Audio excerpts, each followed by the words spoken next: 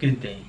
In this video, I'll be reviewing the book Ferdinand E. Marcos, Malacanang to Makiki by the late Colonel Arturo C. Aruiza. I recently bought this book directly from Colonel Aruiza's daughters, Miss Anne and Miss Lini Aruiza, who have been so kind and accommodating with my order, for which I am truly grateful. For this review, I'll start in Tagalog and then provide an English version for our English-speaking viewers. And before we start, if you are interested in getting a copy of the book, you can place an order by emailing bjenaruiza@gmail.com. So yeah, let's get started. Hello sa inyong lahat. Ngayon, ibabahagi ko ang aking book review tungkol sa Ferdinand E. Marcos, Malacañang to Makiki na isinulat ni Colonel Arturo C. Aruiza. Ang aklat na ito ay nagbibigay ng mas malalim na pagtanaw sa buhay ni Pangulong Ferdinand Marcos mula sa kanyang mga huling araw sa palasyo ng Malacanang hanggang sa kanyang pagkakadala sa Makiki, Hawaii, sa panahon ng isa sa pinakamagulong yugto sa kasaysayan ng Pilipinas. Ang aklat na ito ay hindi lamang simpleng salaysay ng kasaysayan.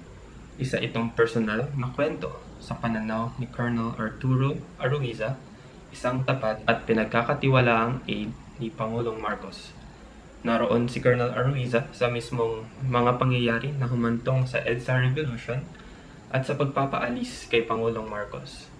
Ibinibigay niya sa mga mambabasa ang isang natatanging pananaw tungkol sa kapangyarihan, katapatan at ang personal na mga sakripisyo ng buhay pampolitika. Ipinapakita ang kanyang paghanga at ang ilan sa mga kritikal na naging pananaw niya sa mga desisyon ng Pangulong Marcos noong nagaganap ang EDSA Revolution. Isa sa mga aspeto na talagang tumatak sa akin sa pagsulat ni Colonel Aruiza ay ang kanyang kakayahang balansehin ang katapatan sa katotohanan. Habang malinaw ang kanyang tapat na pagsuporta kay Pangulong Marcos, hindi niya iniiwasang talakayin ang mga pagkakataon kung saan maaaring nagkulang si Pangulong Marcos sa tamang paghusga o kung saan ang kanyang mga desisyon ay nagdulot ng hindi magandang resulta. Ang kanyang paraan ng pagsulat ay nagdaragdag ng kredibilidad at lalim sa kwento.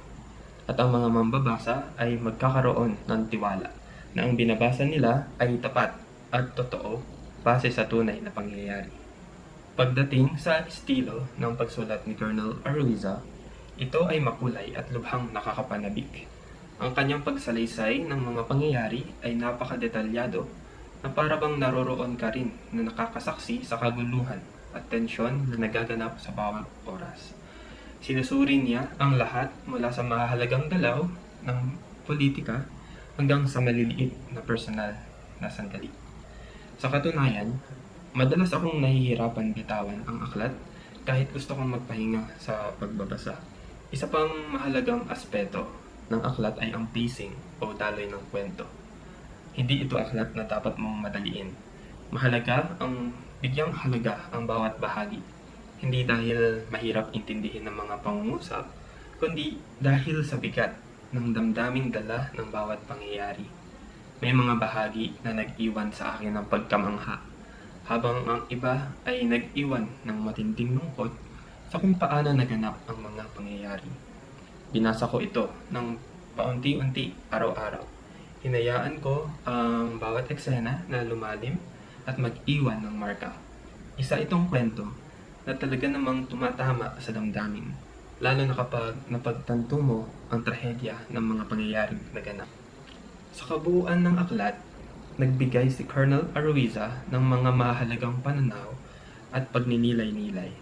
Ang kanyang katapatan at tungkulin ay maliwanag sa kanyang mga salita.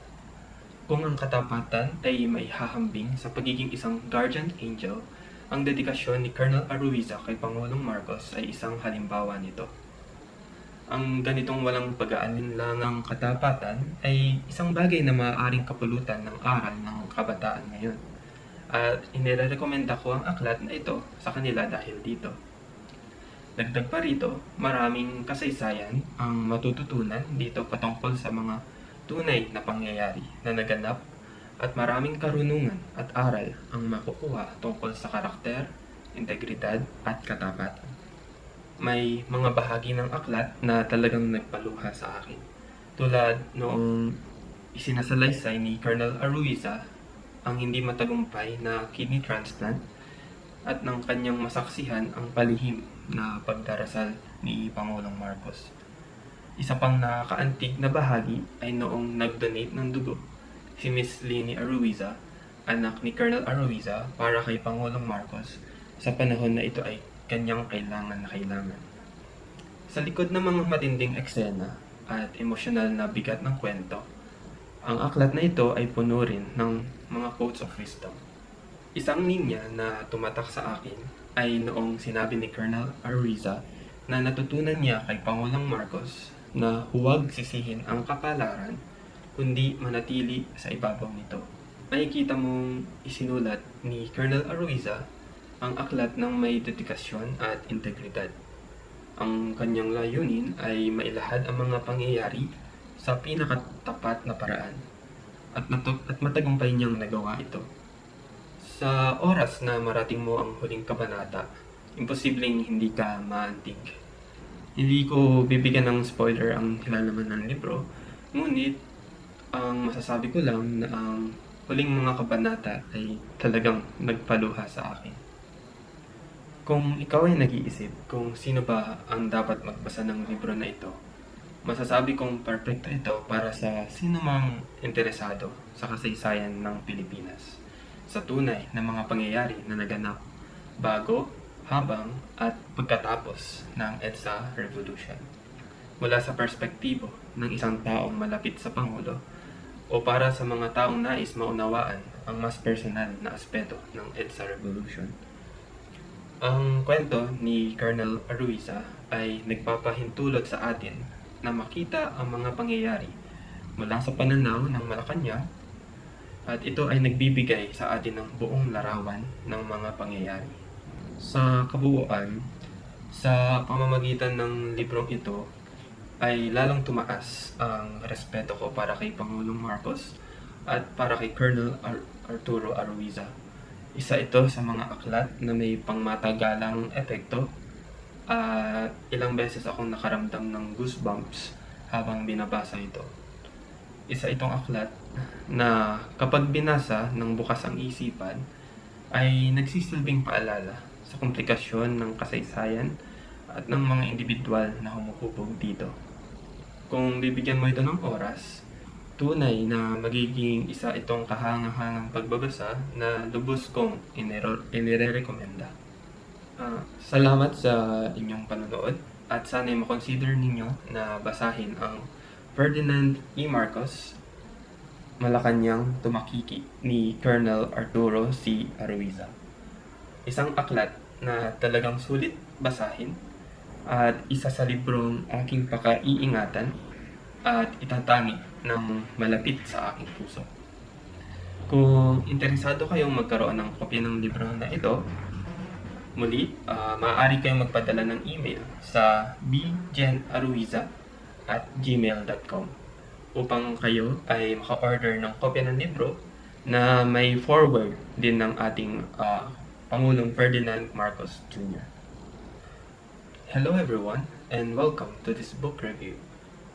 Today, I'm sharing my thoughts on Ferdinand E. Marcos, Malacañang to Makiki by the late Colonel Arturo C. Aruiza. This book provides an inside look at the life of President Ferdinand Marcos from his final days in Malacañang Palace to his exile in Makiki, Hawaii during one of the most turbulent times in Philippine history. Let's start with a brief overview. This book is more than just a historical account. It's a personal story, seen through the eyes of Colonel Arturo Aruiza, President Marcos's trusted and loyal aide. Colonel Aruiza was present at the heart of the events leading up to the EDSA Revolution and during President Marcos's exile. He gives readers a unique perspective on power, loyalty, and the personal cost of political life, offering both admiration and critical insight into the late President Marcos's decisions during the EDSA revolution. One of the aspects I found striking about Colonel Aruiza's writing is his ability to balance loyalty with honesty. While he was undeniably loyal to President Marcos, Colonel Aruiza doesn't shy away from discussing moments where President Marcos may have lacked the right judgment or where his decisions led to serious consequences. This unbiased approach adds credibility and depth to the narrative, allowing readers to trust that they are getting as honest an account as possible. When it comes to Colonel Aruiza's writing style, it's vivid and deeply immersive. His recounting of events is so detailed that it often feels as if you're there with him, witnessing the turmoil and tension unfold in real time. He captures everything, from the significant political moves to the small, intimate moments.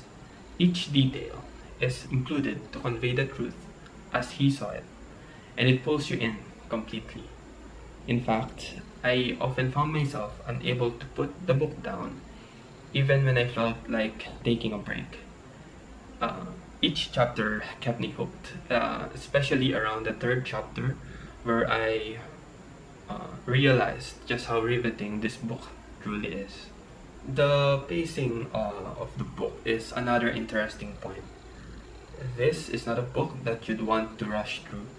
It's worth taking the time to delicately read each passage, not because the passages are hard to understand, but because of the emotional weight behind each event. Some parts left me in awe, while others left me with a deep sense of pity for how things have unfolded.